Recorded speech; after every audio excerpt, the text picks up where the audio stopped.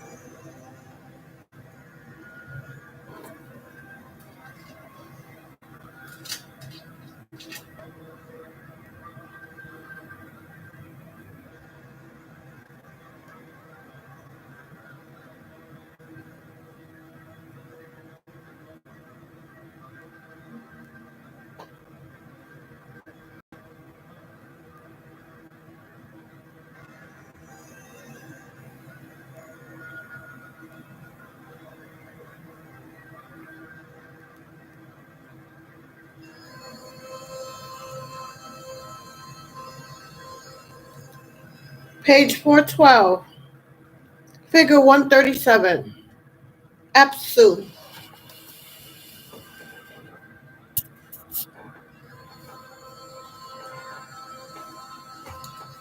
Page 413. Figure 138. Tiamat. They, the Melchikians, were annoying Tiamat by taking residence inside her, which was Anduruna, called Yams, the great seas. Apsu, the sun, could not shine through to her after their great noise. Tiamat became void, and darkness was upon the face of the Yams, and there was no sound in front of the Anunnaki. However, that aroused the Meldekians' grievous behavior toward the radiant residents of Tiamat. However, the Vulcans' disagreeable ways were met with no resistance from Tiamat whatsoever. Called out and addressed his Yahweh, ruler of Mumu, the planet Mercury.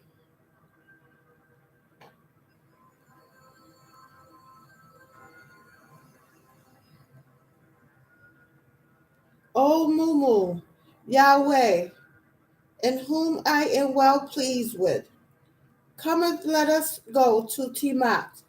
So the craft of Denier hovered above the surface of the Yam waters. So they went and sat in front of Tiamat to remove the dust cloud, and the sun and Mercury would be seen again, and discuss affairs concerning the Anunnaki and the children, the Anahum of Tiamat. Apsu, the sun, made his voice heard to the Anunnaki, who asked, could you let there be light? Your Apsu agreed, and there was light.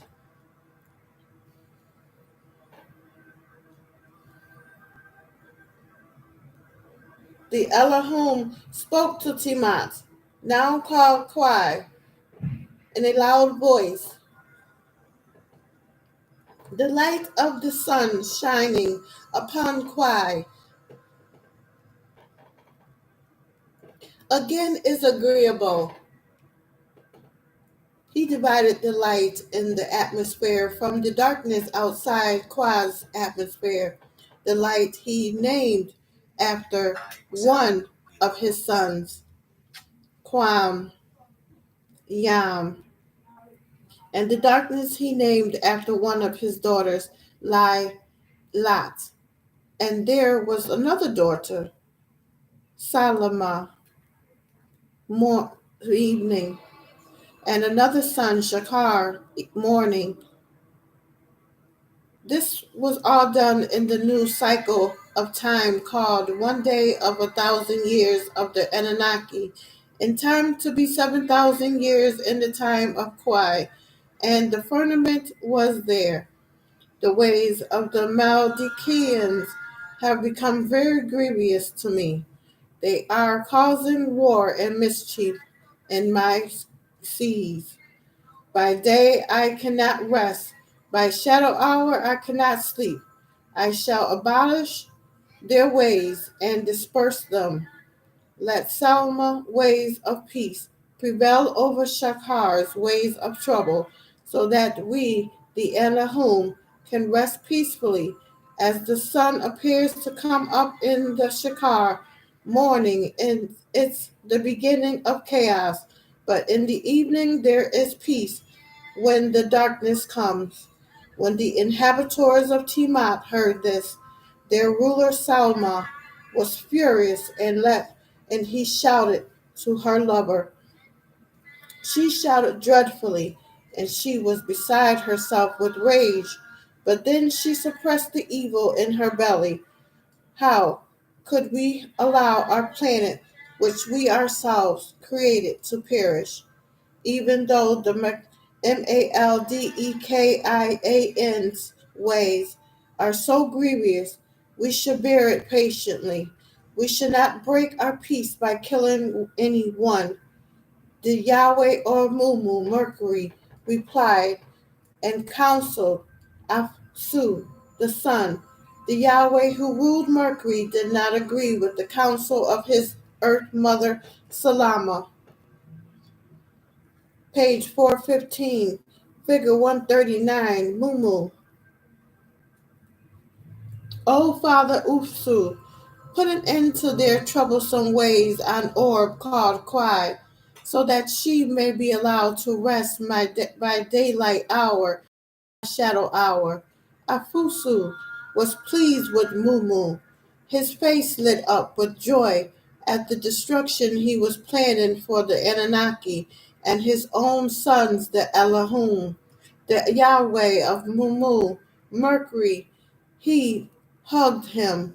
He sat on his lap, in which he orbited him, and he kissed, which eclipsed him again and again. Thus Mercury orbits the sun. But everything they plotted between them was relayed to the Anunnaki and their sons, the Elohim. The Anunnaki listened and wandered about restlessly. They fell silent. They sat quietly. Nudimmud, son of Anu, the superior and overstanding, the wise and capable, and Ki, as he was to become known, who knows everything, had found out their plots. And he made for himself a design of everything and laid it out correctly. And he made it cleverly, and his pure spell of Leviathan was superb. He recited the spell, and it ceased the growth in the waters, and all those who were in inhabit quiet as earth, children of the agreeable Anunnakis, would be maimed.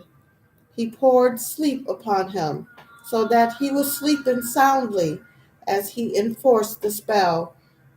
He put Afu to sleep, for it was he who caused the sun to be blocked by the dust cloud. Yahweh of Mumu, Mercury, in that period, time of darkness, The counselor was in a sleepless daze. He, Nudimud,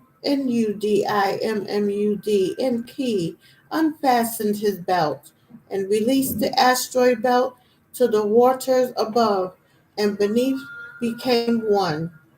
He took off his crown, brought life to a stop on the planet Mumu, and he removed the leadership of Salama. He took away Afusu's mantle of radiance, which is the light from the sun, and he put it on himself. He took rulership of the solar system for himself. He held Afusu, the sun, down and slew him, and he blocked the light of the sun to quiet and tied up Mumu, Mercury, and laid him across him. Mercury lost its original orbit. He set up his dwelling on top of Afusu, the sun, and he took rulership of the entire solar system and not just merely the planet Kwai. And he grasped and controlled Mumu, Mercury, as he held him by a nose rope. And when he had overcome and slain his enemies, Ea, Neptune, set up his triumphal cry over his private quarters. He named them Afusu and assigned templates of Ra, the sun deity. He founded his own residence there. Nudimu and Damkina, his lover, dwelt in splendor. In the chamber of destinies, the hall of designs, his Nudimmud's son, cleverest of the clever, sage of the Anunnaki, was born. And inside her womb was pure like Afusu, the originator. His name was Marduk, and he was created inside pure. Page 417, Salama, figure 140. Page 418, figure 141, Laylat. Afusu Marduk was born to Nudimmud, and Damkina his mother bore him. He suckled the beast of the agreeable Anunnaki. The nurse who reared him filled him with awesomeness. Proud was his people, for he was a piercing star. Mature his emergence, he was powerful from the start. Anu, his father's begetter, beheld him, taught by Anu himself, his grandfather, and he was cousin to Adonis Tammuz, son of Ishtar and Damuzi, among whom he reared. He rejoiced, beamed, his heart was filled with joy. Anu, who is Elwin El, made him so perfect that his Anunnaki position was twofold, for he had 720 degrees disagreeable and agreeable within his nature, when all others have 180 in their nature. 7:51 p.m. on my alarm. Wear your heart on your sleeve.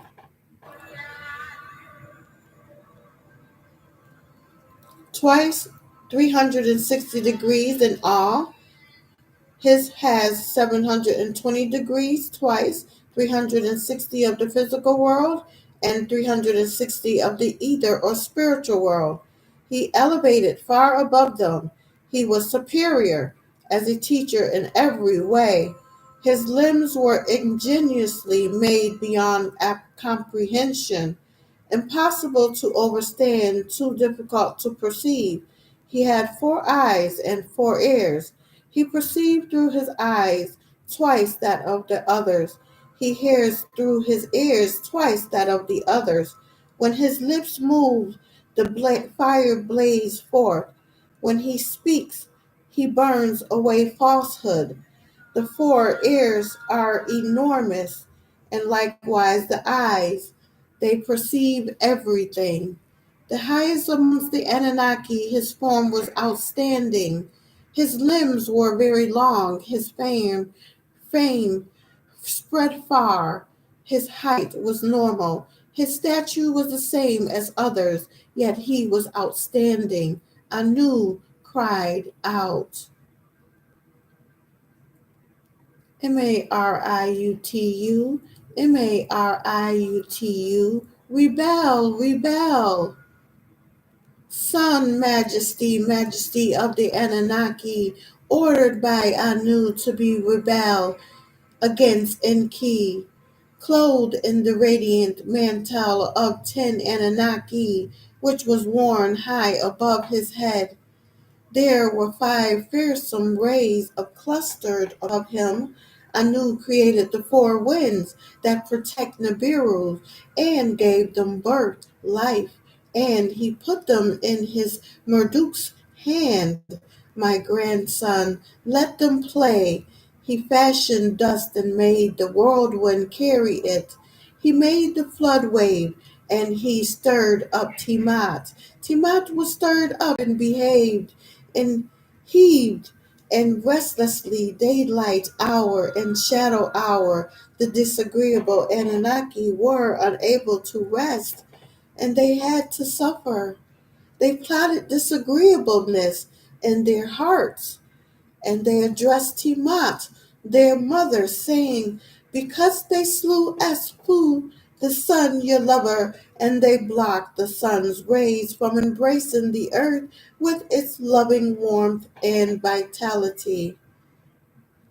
And you, agreeable Elohim, did not go to Mumu's and Tiamat's aid, but rather you would sit in silence through its dark period. He has created the 4 fearful winds, page 420 of Nibiru, to stir up your belly on purpose by opening Eshshara. And we simply cannot sleep. Was your lover Afsu, the sun, not in your heart? 7:55 p.m. on my alarm. Follow up on a promise. Yahweh of Mumu, Mercury, who was captured. No wonder you sit alone. Are you not a mother, Tiamat? You heave restlessly. But what about us who cannot rest?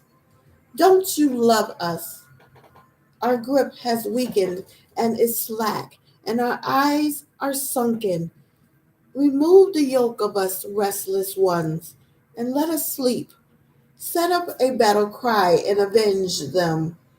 Conquer the Melchian enemies and reduce them to naught.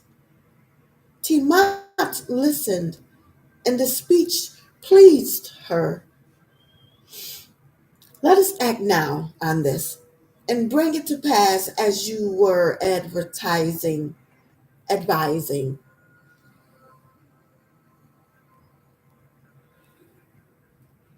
The Anunnaki inside took him.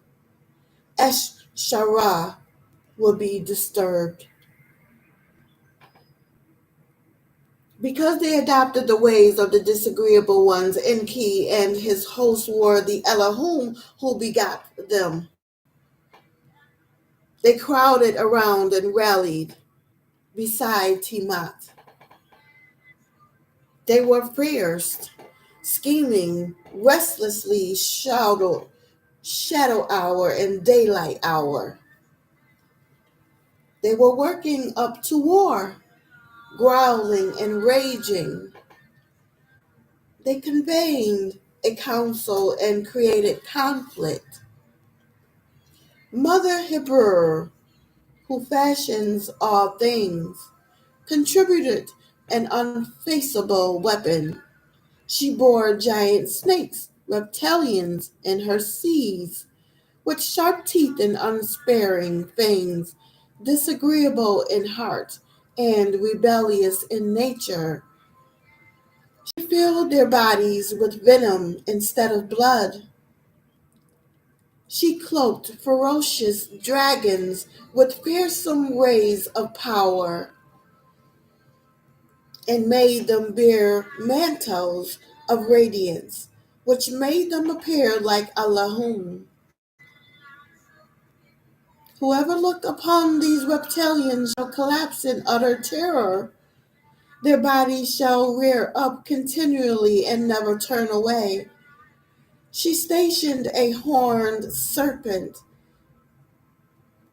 a Mushussu dragon, and Lahmu, the planet Mars, which was the first home anyway from home of the agreeable Anunnaki. The false UGALLU demon, a rabid dog called Anubis. The Scorpio, and a scorpion man called Iblis. Aggressive Umu demons called Tanin. A fishman called Dagon, and a bullman called Enkidu, and all offsprings of Medak were bearing merciless weapons, fearless in battle. Her orders were so powerful they could not be disobeyed. 7:59 p.m. on my alarm. Give the gift to care. Thank you. In addition, she created 11 more crafts and she launched them at Nibiru over the Elohim, her offspring, who she had convened a council for her.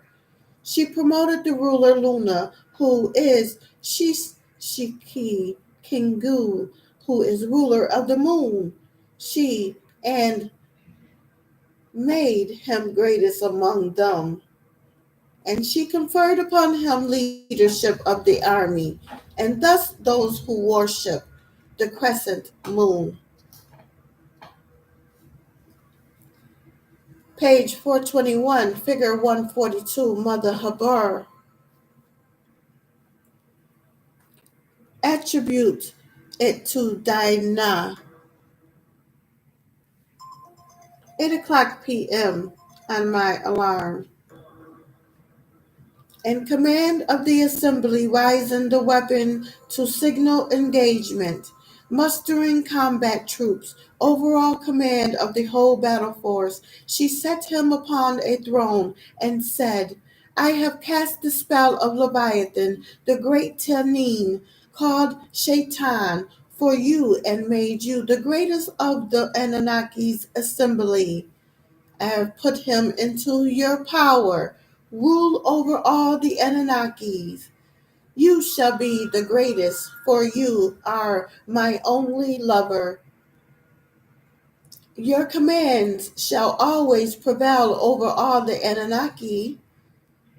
Then she, Ishtar, ruled Luna over the deities in the solar system. She gave Kingu the tablet of destinies and made him clasp and it to his heart, his breast. Your utterance shall never be altered.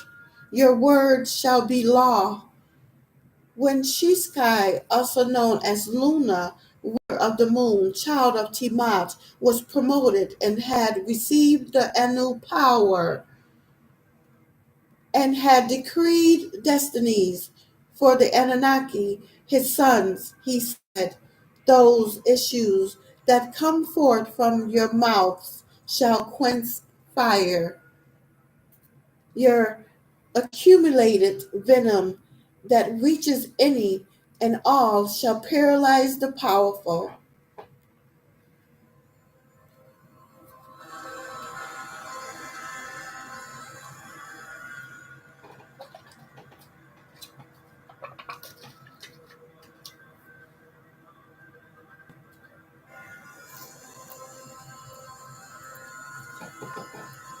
Tablet 2. Enuma Elish.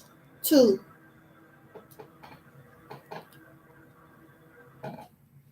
Lo, Tiamat assembled her creatures, the reptilians of Melech, the controllers of Kwai, the collected battle units against the reptilians, her offsprings. Tiamat did even more evil for prosperity than Afusu, the sun.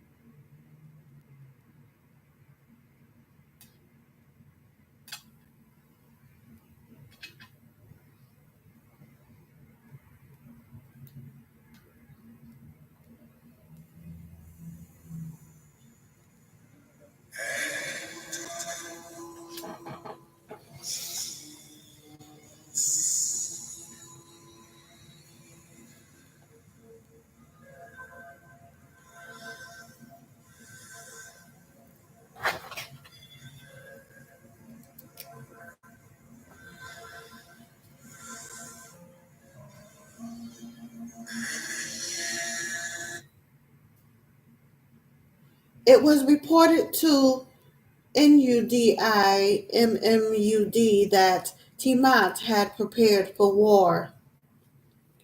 NUDIMMUD listened to that report from the planet Earth, Neptune, and he was dumbfounded and sat in silence.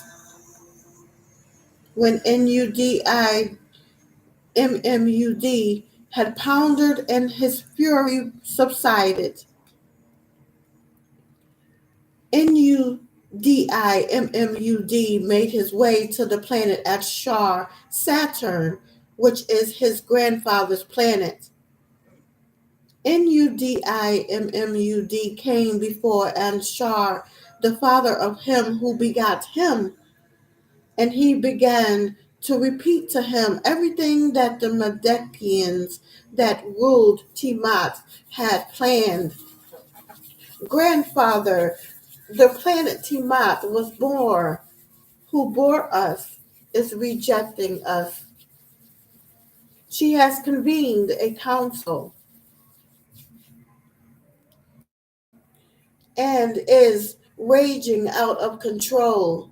The Anunnaki have turned to the aid of Tiamat, and all of them, even your children, those whom you begot, such as Anu and Atun, have gone over to Tiamat's side.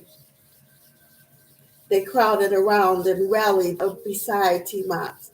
They were fierce, scheming restlessly, shadow hour and daylight hour. They were working up to war, growling and raging. They convened a council and created conflict. As was stated earlier, Mother Hebrew, who fashions all things, contributed an unfaceable weapon. She bore giant snakes and reptilians in her. Page 423. Seas. With sharp teeth and unsparing fangs, disagreeable in heart and rebellious in nature, she filled their bodies with venom instead of blood. She cloaked ferocious dragons with fearsome rays of power and made them bear mantles of radiance, which made them appear like Elohim. Whoever you look upon, these reptilians shall collapse in utter terror. Their bodies shall rear up continually, and they shall never turn away. She stationed a horned serpent, a Mushussu dragon, the false Gallallu demon, a rabid dog called Anubis, the scorpion man called Iblis, aggressive Uma demons called Tanin, and fishmen called Dagon, and a bowman called Enkidu, and all the offsprings of Meldek were bearing merciless weapons, fearless in battle. Her orders were so powerful they could not be disobeyed. In addition, she created 11 more crafts and she launched them at Nibiru's. Over the Elohim, her offspring, who had conveyed a counsel for her. She promoted the ruler Lunar, who is Kingu, ruler of the moon, and she made him greatest amongst them. And she conferred upon him leadership of the army, and thus those who worship the crescent moon attribute it to Dinah. In command of the assembly, rising the weapons to the signal engagement, mustering combat troops, overall command of the whole battle force. And she set him up a throne. I have cast the spell of King Goon, which is later to become known as the spell of the Leviathan, the great Tamarian, called Shaitan, for you and made you the greatest of the Anunnaki's assembly. I have put into your power, rule over all the Anunnakis. You shall be the greatest, for you were my only lover. Your command shall always prevail over all the Anunnakis. Then Tiamat gave King Gu rule in the solar system, the tablet of destinies, and she made him clasp it to his breast. Your utterance shall never be altered. Your word shall be law. When Shishki, known as Luna, a ruler of the moon, child of Tiamat, he was promoted and had received the power of Anu, and he decrees destinies for the Anunnaki, his sons. He said, these issues that come forth from your mouth shall quench fire. Your accumulated venom that reaches any and all shall paralyze the powerful. And shall listen, and the report was very disturbing. He twisted his fingers, balled up his fist, and frowned his face, and bit his lips. His liver was inflamed, nerves on edge, and his belly was restless. His roar was eerie. His grandson was quite weak. You must be the one who declares war. Keep brandishing what you have. Page 424. Made as arms for yourself. You are the hero, the conqueror. You slew Afusu, the sun. Where else will we find someone to face the inhabitants of Tiamat when she rages uncontrollably? 8:11 p.m. on my alarm. Are you ready to keep self-criticism in check? You were born with the good sense of the Anunnaki. Onudimud. In anger. Nudimud made his voice heard. You are the unfathomable fixer of fates, the power to create and to destroy is yours. O and Shar, you are the unfathomable fixer of fates, the power to create and to destroy is yours. The fate with you order immediately comes to pass. And Shah listened, and the speech pleased him. His heart prompted him to speak to Nudimmud. Your courage, like an Anunnaki, has given you the power to rise up against the inhabitants of Tiamat. He and Shar addressed Anu, his son, saying, "This is the Kasusu, weapon of warriors. Its strength is mighty, its attack unfaceable. Go against the inhabitants of Tiamat and stand your ground. Let her anger abate, and let her fury be quelled. If she will not listen to your word, speak our words of force to her, that she may be calmed." Anu listened to the speech of his father Anshar and took the path to Tiamat and made his way straight to her. Anu set out and came to earth. He was trying to find out the strategy of the inhabitants of Tiamat. He discovered it and he turned back.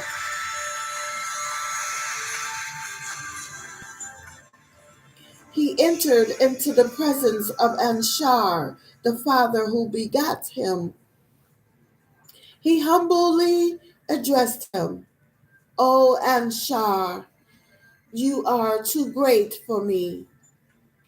She laid before me with the palms of her hands on top of me.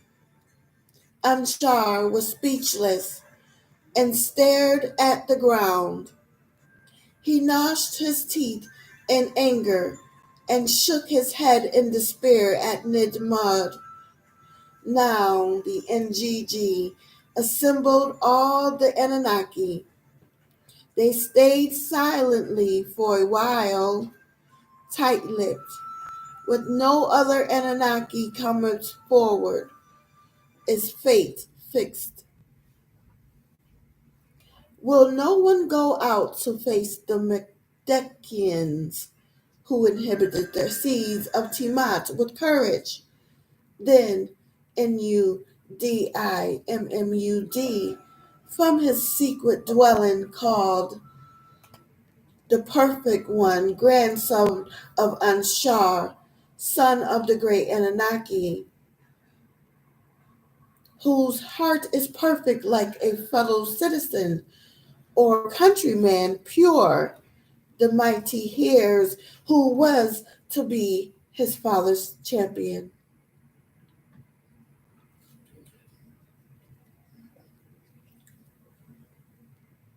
Who rushes fearlessly into battle, Marduk the hero, he who him is innermost design, saying, "O Marduk, take my advice, listen to your father. You are the son who sets his heart at rest. Approach Anshar as you are."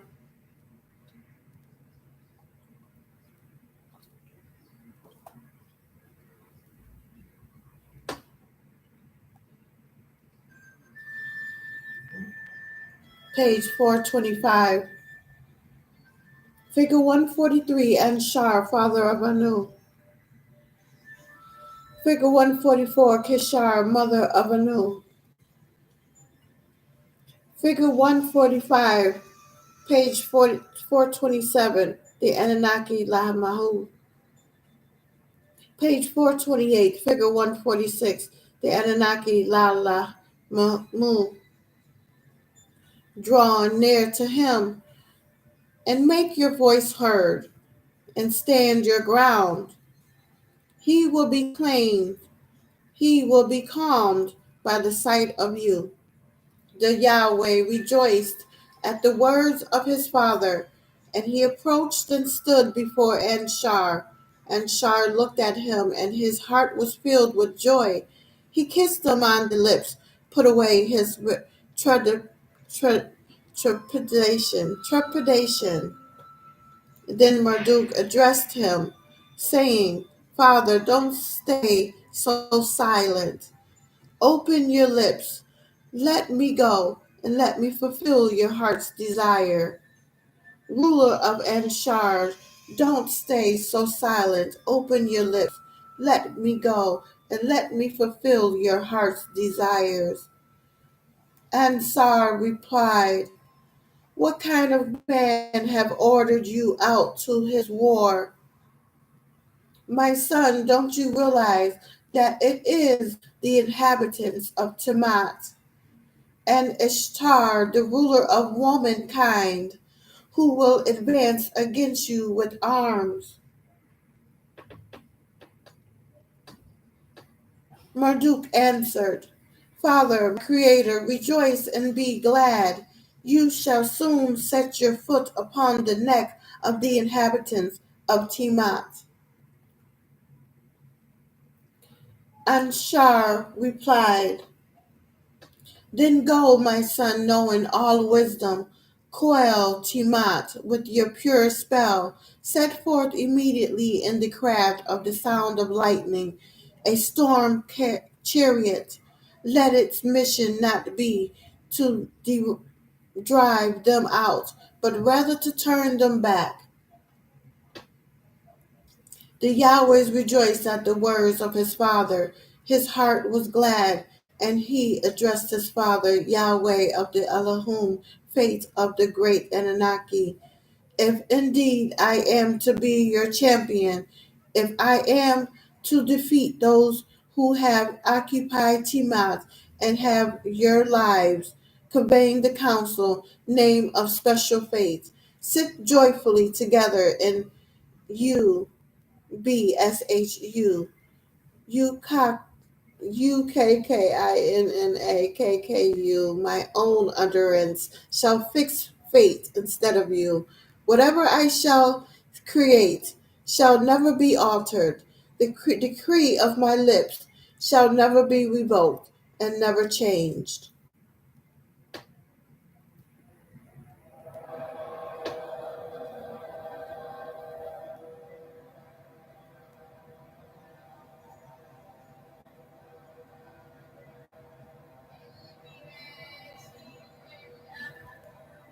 Oh, I couldn't have.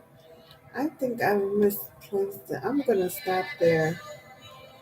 There's no way I've been gone that long.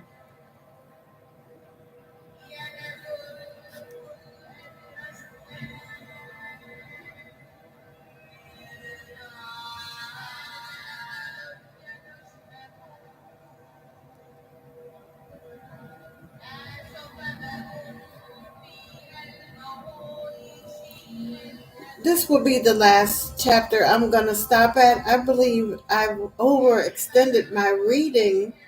I haven't been gone that long.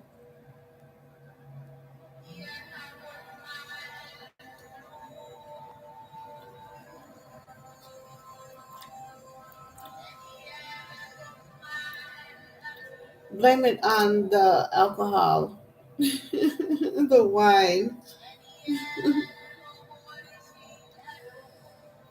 Not tonight, the other night.